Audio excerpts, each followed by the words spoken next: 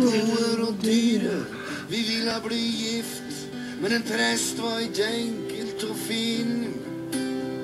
Da hørte vi noe bannskap til singla i glass, og Bjørn Eidsvåg kom ramla ned. Halleluja! Og jeg svarer ja, og Cindy sa yes, og snart lå vi der godt vekk.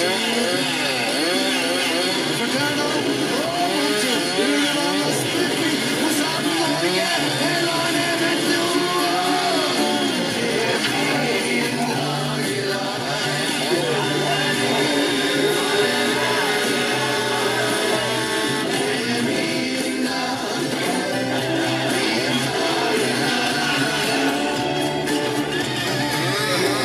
Come on. Fine. Fine.